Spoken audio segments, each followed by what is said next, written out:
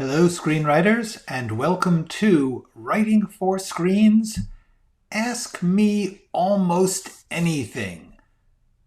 I am here live. I'm here every Monday through Friday, if I can do it, at 3 p.m. Pacific Standard Time, so that you can ask me almost anything. Many days I will be working on the screenwriting pilot program, the pilot project that I am writing a script. But some days I get a pile of Ask Me Anything questions that have been sent to me through my website or through these comments. And so I just take a session to just be here for Ask Me Anythings and try and catch up on some of those. If you are watching this and you are not live with me, I forgive you. It's okay. I respect that you have a life, and therefore you can ask me a question at any time. Just go to writingforscreens.com and look for the Contact Me button. There's a bunch of them. They're on almost every page. And you can ask me a question that way. That's what we're doing now. I'm catching up on a bunch of those. And further, you can just ask me right here in the comments section. I will get it. It doesn't have to be a comment. It can be a question. And I will try and answer it. I will either answer it right there, back in the comments, or I will answer it here if I can, if I think it works well as part of this thing I do. Today's question: how do you know when the outline is finished and it's time to write the script? This is a big question. It's a good question. It's not just an abstract theoretical question, because the actual form of this question was, I don't want to be pushing or anything, but when do you think you can write the pilot? Or when do you know that your outline is complete? Jose asked that, and not pushy at all, a fair question. Honestly, my guess is, as far as the Untitled Podcaster Killer project goes, I'm hoping to be done with the outline by sometime in September, which would allow me September, October, November-ish, December-ish to write the pilot first draft. We'll see how that goes. I'm working at a weird kind of pace here because I only work some days and I only work some hours. Ordinarily, if it was my own personal project, I would work a lot more on it. But then you wouldn't get to see me do it. If I was spending all morning working on it, you would be like, what happened? We were here and now we're there. So as far as when will I get done and start writing, probably September is my guess. I'm eager to do it. But how would you know when your outline is done? That's a bigger question. That is a question that applies to many, many, many people. So that's why I thought I would put it here. The first and easiest answer is simply when you have no more questions in your outline. If you use the outline format that I've been using, you write your questions into the outline. If you're writing a scene, and then you, let's hang on a second. I apologize, but I'm going to actually open up. I had put this aside because we weren't doing it today, but I will actually show you the outline, and thus we can talk about it. All right, here we go. Apologize. There we go. So here in this outline, I have asked myself some questions. For instance, I know that at a certain scene, he's going to have to prove that this guy who's a serial killer has to prove that he is in fact the serial killer that they're hunting for various reasons. And so I have a question. How is he going to do that? What is the proof? I think I probably shouldn't start writing the scene until I figured out roughly what that is. So I put that in this question format here. See how I got this question format here in the styles of text? I've got one that's called question. And what I'm doing with that is when I look at the page, I can see that there's things that are in pink, and I think, I don't know the answer to that. I'm not ready to write this. So in theory, you would be ready to write when you don't have any more questions in the outline. The truth is, you actually often have many things that you don't really know exactly how you're going to do it, but you've made the big basic decisions. For instance, with that one about the proof of the serial killer, I might have worked out roughly that he's going to tell them details about a particular crime. I may not work out those details in the outline. I may wait till I'm writing the script. But the answer is, when I look through my outline format, if I have got big sections in question form in pink, that's why I put it in pink, so that I can't miss it. I can't look at this and go, oh, I'm ready to write this. That's when I feel ready to go. But there will be things that I don't really know. There may be questions left. So this was just this super great quote. It's done when you know that everything you need to fix, you can't fix yet.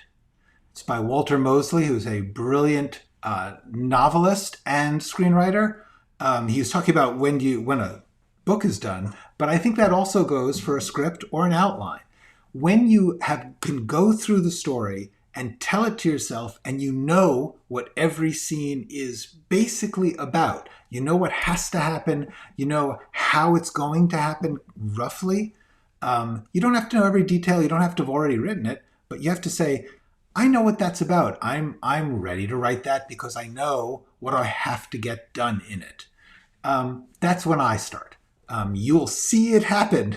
You'll see it happen here live.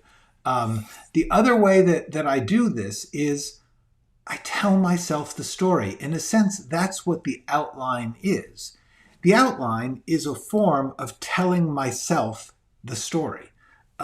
When I can tell myself every scene, I'm ready to write it.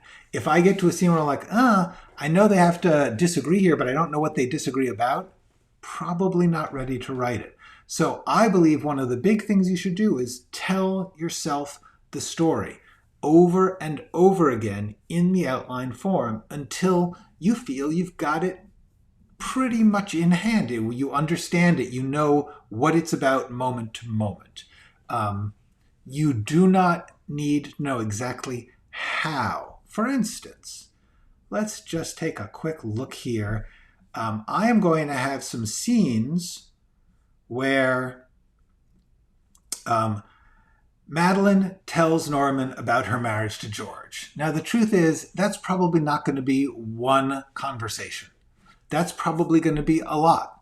That's going to be sprinkled in throughout the scenes, maybe more than one conversation. So therefore, I am not worried about getting everything in there. I know that I will figure it out when I get the scene going. There's a lot you just decide while you're writing. That's one of the things that when people say, I don't want to outline because I don't want to overthink it, you're not. You're not. Trust me. You'll still have a lot you have to figure out and a lot that you will come up with inspirationally if you have figured out what every scene is about.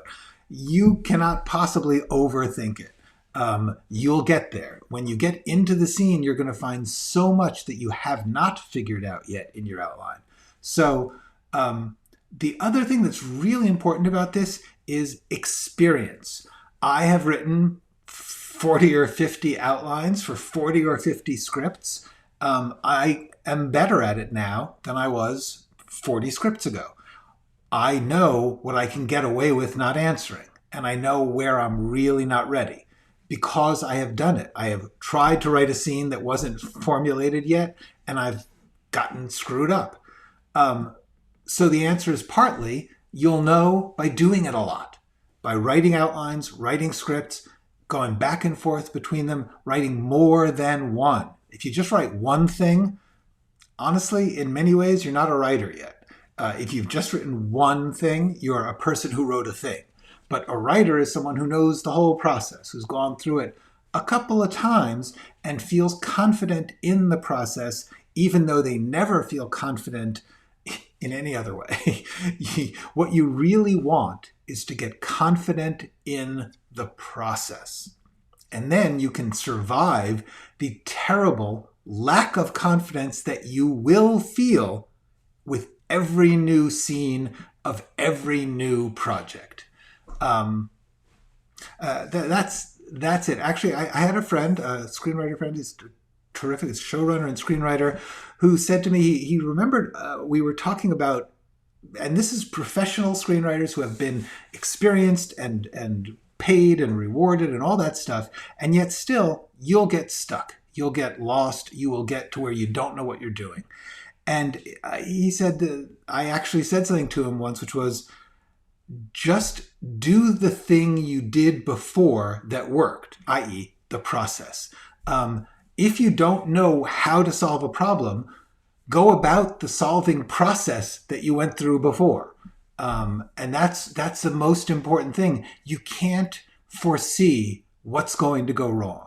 All you can do is try to get comfortable with writing an outline, writing a draft, fixing it, finding what's wrong with it, showing it to people, rewriting it. Once you get through that, you get better at knowing when you're ready to switch gears and begin whatever phase you're in. It's great to see a bunch of you on here. I see that there are a bunch of you are. Please ask questions if you feel like it here in the chat. I would love to answer any questions you've got. But in the meanwhile, I am going to move on to a question that came through Instagram, actually, which was, this is a short edited version, but it's, I want to write a story based on the life of a famous sports personality, but I don't have their permission. Should I finish writing it so I can show it to them to get their permission? No. No, don't do that. I actually answered this privately as well.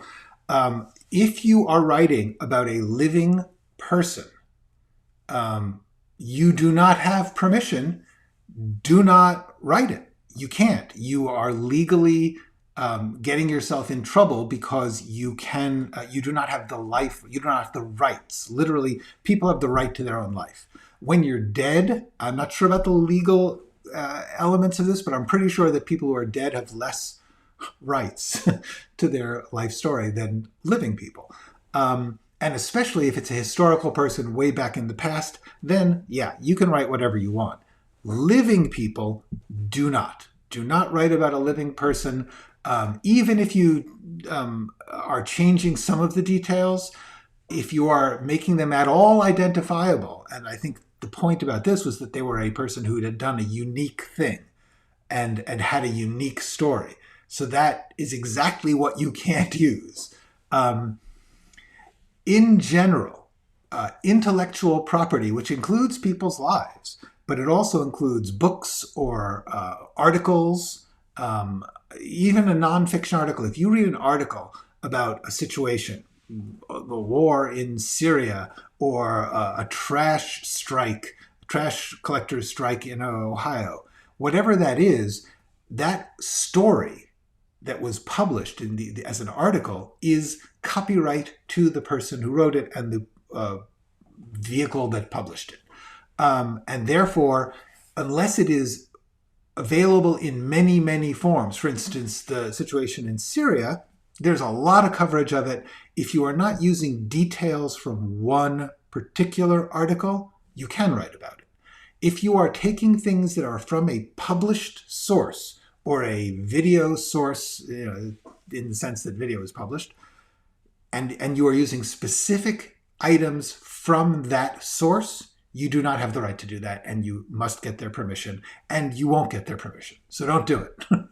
It's very, very, very hard to get permission to take somebody's work and base your own work on it. So my advice would be, generally, try not to do it.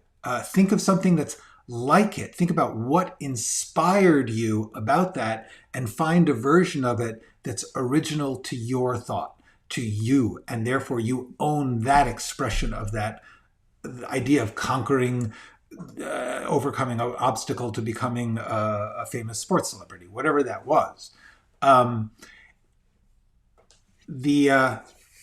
the idea that you would that you can't take any published work and reuse it. Just that simple. Don't do it. And yet, then I got another question which sort of turned my head on this, which is Maria told me about how she was working on a story, and it was basically, this is once again edited from hers. I took my love of Star Wars as the first step into my screenwriting process. I just decided to write a script for what I would like to see in certain parts of Star Wars to help me work through my learning process. You are not able to monetize that or anything like that without Lucasfilm signing off on it. I did contact them about that. Nice work, Maria. Good thinking. They are aware that many fans write, record, and film fan fiction, and of course encourage it within their limitation and rules. Damn, this was really cool for me because I hadn't really thought about it. I had been very focused on the fact that you cannot professionally or even personally use someone, like you can't write a Star Wars story and just publish it. That's against the law. But what Maria was talking about was she loves this fantasy world and she wants to do essentially fan fiction, which is an established thing at this point. That's been decades worth of people creating fan fiction and putting it on the internet in a semi-legal form. Yeah, if you're doing that in that form, in that way, first of all, if I were you, I would go on the internet and research, Google fan fiction legal rights, and find out. I'm sure there's tons of stuff about what you can and can't get away with and where you can and can't publish things. Maria seems to have found out directly from Lucasfilm. Nice, bold, brave. I applaud that. If you have a question, ask somebody. Not just me. There's so much I don't know. Lucasfilm knows a lot more about Lucasfilm's rules than I do. Okay, so anyway, the answer to that one is if you are writing essentially fan fiction for the purpose of learning writing, dynamite. Do it. Great. I mean, I personally kind of want to see what you would do if you didn't use a borrowed world. But if you're using it for practice, for experience, for exploration, go. Do it. That is fine. I do not want to discourage that in any way. Groovy. Just remember, you're working in a little niche that is for practice. But I hope you guys know by now, I am a big fan of practicing, doing lots of work, trying things, seeing what happens. The more you work, the better you get. So thank you, Maria, for that, which also raises an other question. Or not a question. Oh, yes, it is. It's a question from me to you, because I'm running into this a lot with people asking me about their projects and their work. And the thing I keep running into is this question for you. Does it have to be a script? Really? Honestly, I know this is going to seem weird for someone who's teaching screenwriting, but I'm teaching screenwriting because it's a hard thing to learn, but it's not the only way to do it. It's not the only way to write. It's not the only way to be creative. And if it is at all possible for you to write something not in script form, to write it in some form of fiction or drawing in fiction or making your own animation or claymation or, shooting your own video, anything that you can do to not be writing a script, I urge you not to do it. Does it have to be a script? Really think about this. Imagine how great it would be to not be stuck with the terrible limitations of a script. I'm going to do a whole video about this, but it's taken a while to get that done, so I want to start saying this a lot.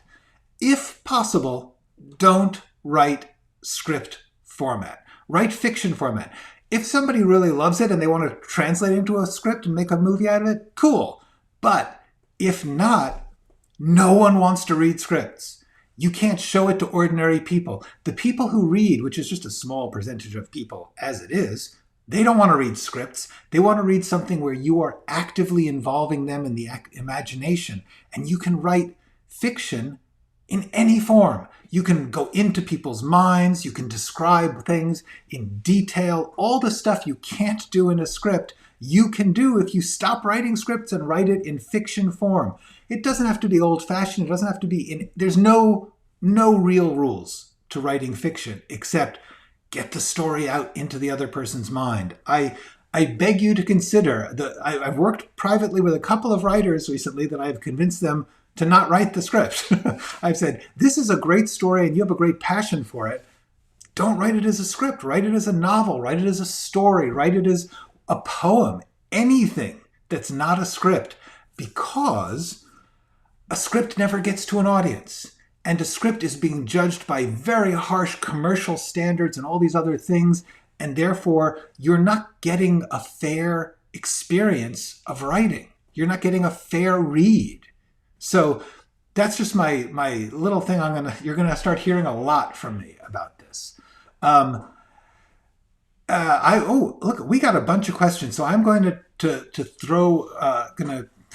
throw my order into the winds here and answer some of them. And this is kind of related. Is it easier to start with short fiction stories before jumping into a full novel? Or is it best going to the bigger task? I'm hoping that makes sense. That makes a lot of sense. This makes sense and is personal to me because I have never been able to write short stories. Don't even like reading them that much. I like the bigger the better, or I used to. As I've gotten older and have less infinite time ahead of me, sometimes I will look at a large book and think, I don't know if I have time for that. In general, shorts are an excellent way to get your feet wet. And for some people, they are the way to express yourself. And there are plenty of them to read, to learn from. So the answer is it easier? Well, it's certainly easier in the sense that it's just less words to write. It's less pages. There's less events. You can outline a short story on an index card in theory, or on a page or two. There's no reason not to write something short if you can think of something short. Short stories are very powerful and wonderful. Short films are really cool, and more of them are being made. It's really a question of what will you stay engaged with. I couldn't do it with short stories. I kept on thinking of a larger story, and it's like and this might have been a mistake, honestly, that I kept on putting myself into, I'm going to write feature-length scripts or novel-length stories. That's a lot of work, and probably I would have been better not to have written some more short stories. So the answer is, if you feel it, if you think you've got one in your head that you want to write, do it. If there's no better or worse as far as this goes. There are different things you learn. You learn a lot about writing from a short story. You don't learn a lot about long structures, but you don't need to. That's something that can come later when you've got the writing thing down more. So the answer would be, start with short fiction if you can. Yes, absolutely. Do it. If you've got it in your heart and you want to practice, and you want to practice in a safe space, short stories is a brilliant move. Also, some people write related short stories, so you're sort of forming a bigger story in a bigger world, one story at a time. Okay. This is a big one. This is a tough one. I have 3 to 4 main story ideas. How can I choose which one to start? Ideas pop up in my mind, and it's getting hard for me to focus on going deeper on one idea. I feel you. I am there too. It happens to me all the time. I have kind of an ADHD mind, and I come up with new stories, ideas, or new things I want to try every day. So what I do, and what I've suggested in a recent video, I don't have the card for it here, but it's called Brainstorming and Scrap Piles. Brainstorming and Scrap Piles is one of my videos on my YouTube channel. Watch it, because the question of scrap piles is what you do with all those ideas. Don't not write them down. Write down everything that comes to you and put it in a nice organized place. Make a pile for character ideas and a pile for story ideas, and keep them in a folder. But then when you have a bunch of them here and there and you don't, it's like, which should I do? To a certain extent, that's just what you feel like. And I know what's going to happen. You're going to start in on one and the other one's going to look better. I know. I solved that personally by sometimes having two going at once. This is not for everybody. But for me, sometimes it helped to relieve that feeling that I was cornered or trapped in a project by having another one going at the same time. And so when I felt jammed up with one, I could switch to the other. Don't have more than two, because then you just get to where you never finish anything.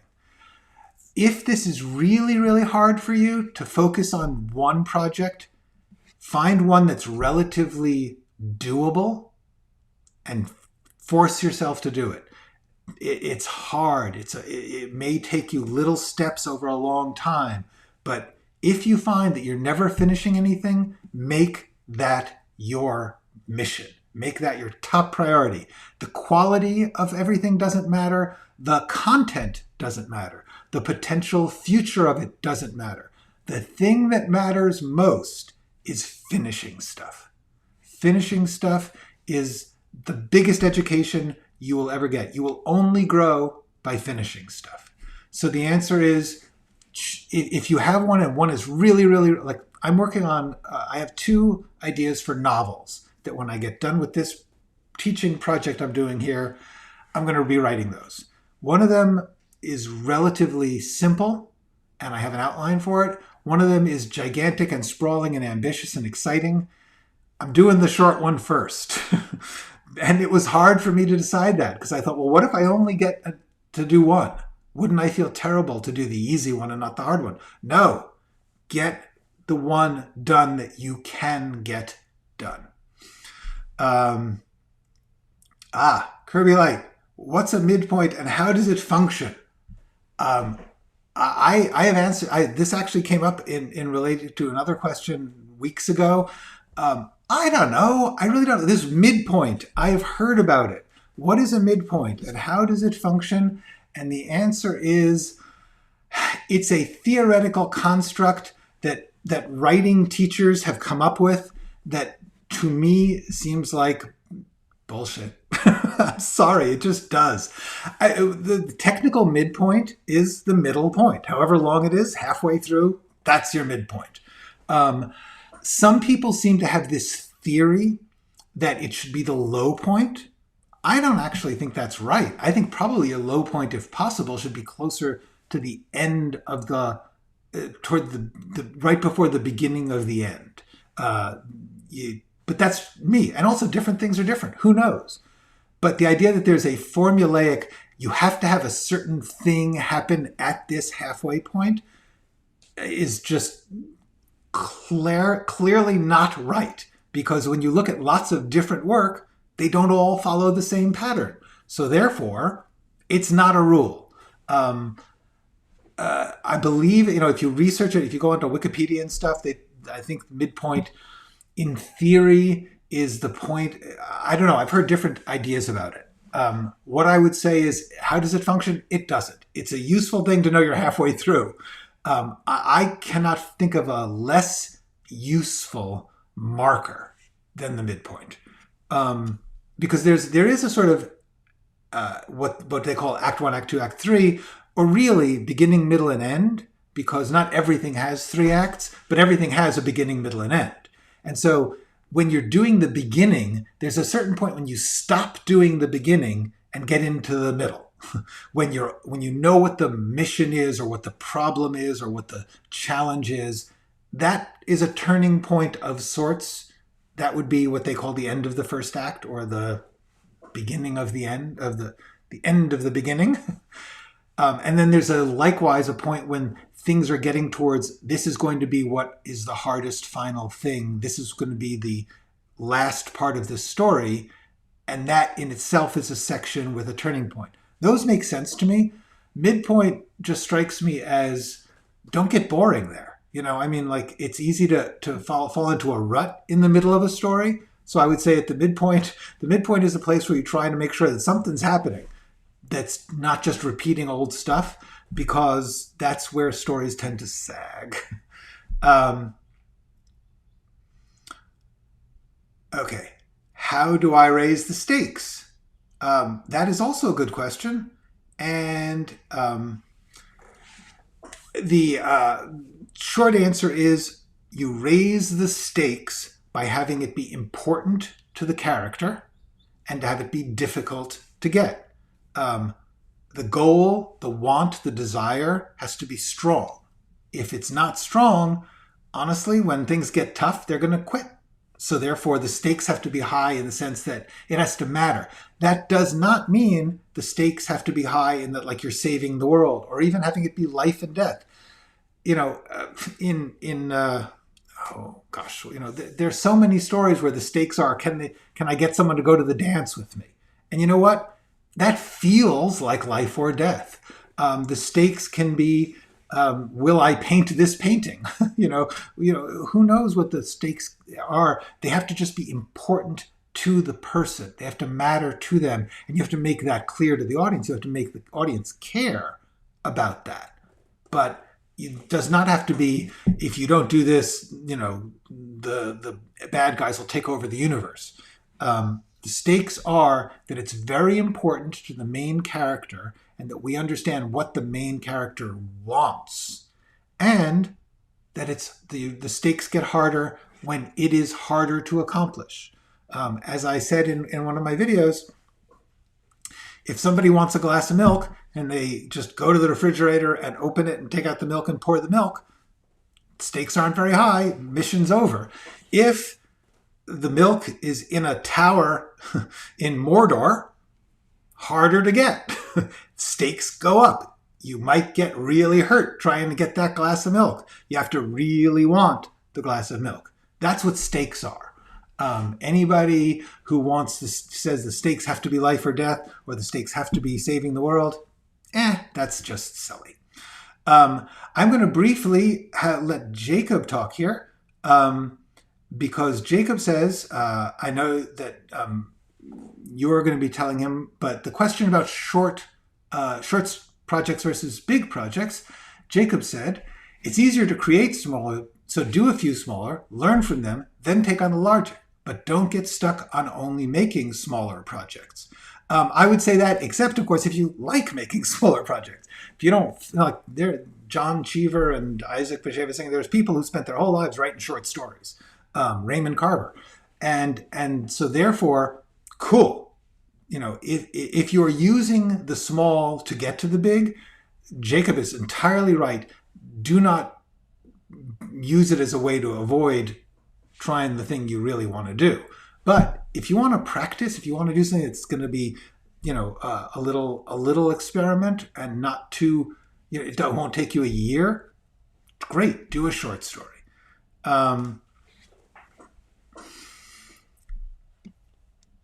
Okay, interesting. This is actually interesting. Script notes say, choose the idea that has the best ending so you know you'll finish it. Otherwise, the one you're most passionate about. Make sure you finish before doing another. That is definitely true. The best ending, that's actually an interesting concept. Have a good ending. Know your ending. That's true. But I would say mainly the passion. You need to be able to like it. You need to be able to think, at least some piece of it is so cool that you want it to exist. All right. Should the main, super audience asks, should the main conflict be resolved only by the protagonist? Pretty much. There are times that would not be true. For instance, there could be a story where you have a bunch of different characters and they all have to come together to solve the problem. But in that case, you can kind of argue they're all the protagonist. I would say main conflict, main character, almost always yes. You really don't want to have a story where you're following someone for in theory, a couple of hours, and then when they're trying to accomplish something, and at the end, someone else does it. I think that would probably just instinctively feel very unsatisfying. So yeah, probably the main conflict should always be resolved by the protagonist, the main character. Um, cool. Hello, hi, hello, Wolf. Pika Pika.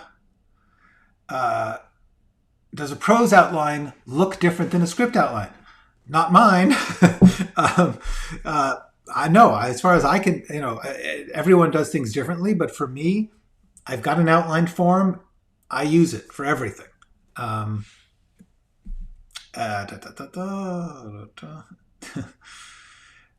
okay. I'm writing a short film, but my characters keep bickering. How can I stop that and when? That's a great question. I like that because it suggests that you're watching these characters and they're like talking and you're like, shut up. That's funny. Yeah. The fact that they're bickering in a way is really great. And some great screen relationships have been bickering based. But the real answer to how do you keep them from bickering is they have to be bickering about something that is going to matter in that moment. If they're just sniping at each other and saying nasty things, then you want to try to make sure that there is some advancement in the argument. Like in one bicker, one of them kind of wins a point, and then in the other bicker, the other one does. And in this bickering, you want them to be learning things, or just like maybe one of them wins a point in their bickering and kind of regrets it. And that's a turning point for them because they recognize that their need to win the argument was not as important as their need to have a good relationship, and they got carried away with it. I don't know the story, but I know that the main thing about bickering that you don't want is you don't want it to have no effect. You don't want it to change nothing. It's just bickering if nothing is changing because of the argument. Bickering is just arguing. Bickering is disagreeing. If you have two characters who simply never agree on anything, that's okay. That's their characters. The question is, what does that mean to them? Why are they bound in this relationship when they disagree so much? What is it that they're trying to accomplish by their side of the bicker?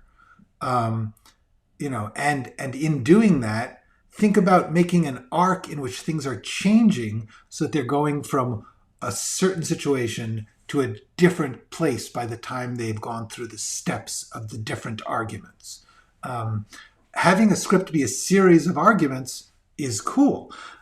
12 Angry Men is just a series of arguments. It's a brilliant, I'm going to write that one down for you. Hold on. If you guys have not seen 12 Angry Men,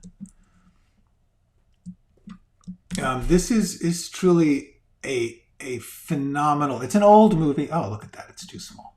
Let's make that big.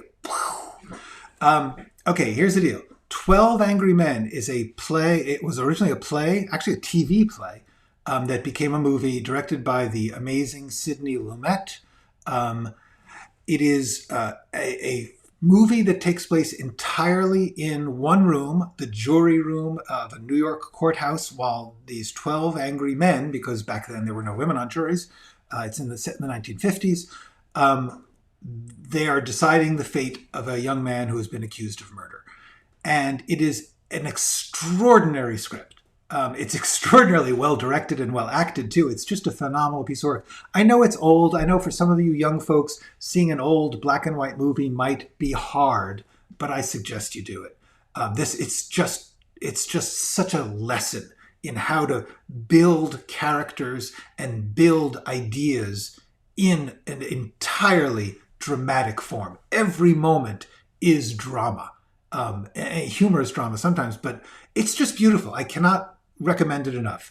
In fact, there you go. Just don't forget this. 12 Angry Men is a really great example of people arguing nonstop for 2 hours, and it never feels like you're stuck. It never feels like you're bored. It's just extraordinary.